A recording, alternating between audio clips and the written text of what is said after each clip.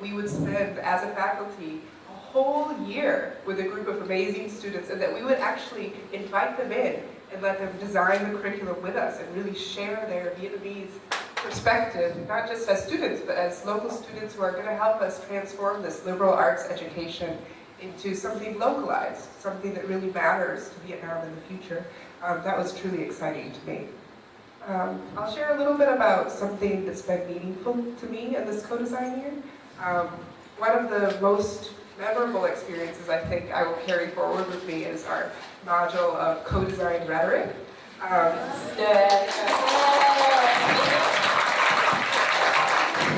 Was bring a draft of the rhetoric course into a group of 18 co-designers and say, look, the faculty have worked on this. We have a draft of this course, but we think it's missing something.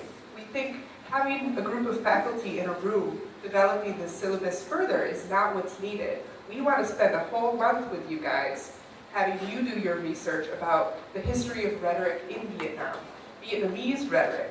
How does Chinese rhetoric influence Vietnamese rhetoric, and then how does Western traditions of rhetoric in turn influence that? And then at the end of all of that research, what they did is they proposed to us what they thought should be included in a rhetoric course in Vietnam, and they did a fantastic job. And I hope you have a chance to speak to some of them about that product. I want one of you to tell me an example of something you learned, not from your teacher, but from one of your colleagues who came from a different background than you. I learned so much from them. I mean, like, all of them is so amazing. Each of them has different personality, a different way of living.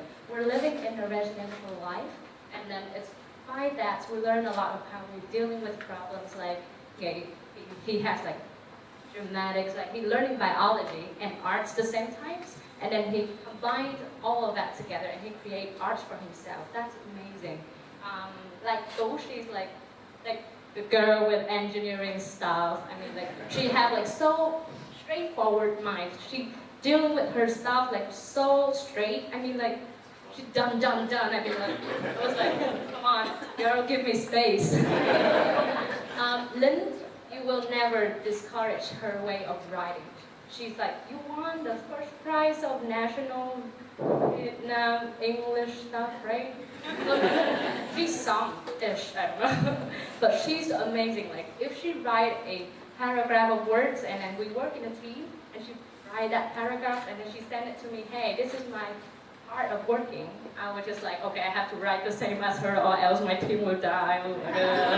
Oh, that's weird. Or like, there's a lot of, like, she's so advocate for LGBT and West Ham. Oh my gosh, she's amazing, LGBT communities, and she bring all the equalities inside the school. I mean, like, all of them, each of them were different in themselves, and I'm so glad to be with them, and then so glad to learn a lot from them since the beginning of this co-design year.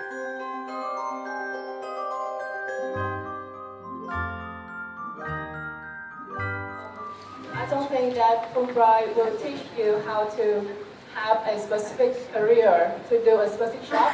I think what Fulbright is doing with us is to give us the mindset, the skills, the attitude that we can ourselves learn ourselves and can discover the world by our own selves. And like Fulbright is like a brilliant base. From that we can go everywhere in the world.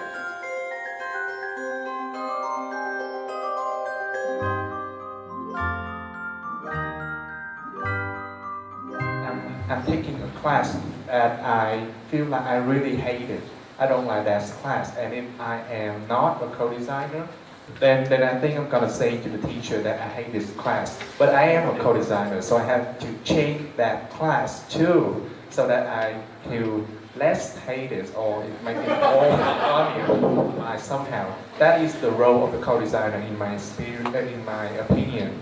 Because not only to study it, to try it, but to change it, make the changes, so that the other later generation could not be suffer like me.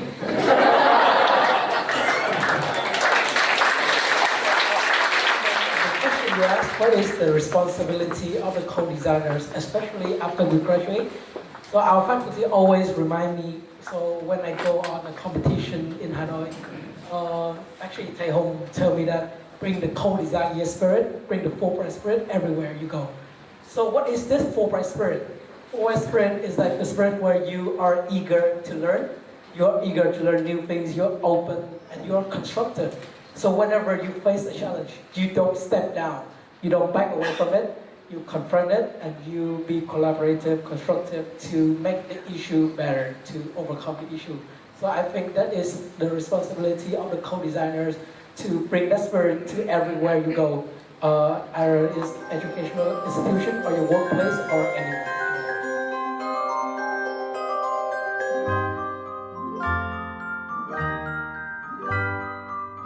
I would suggest a solution to that worry instead of presenting my own worries. Here at Fulbright, I have been blessed with the opportunity to meet with such empowering women within Fulbright and outside Fulbright.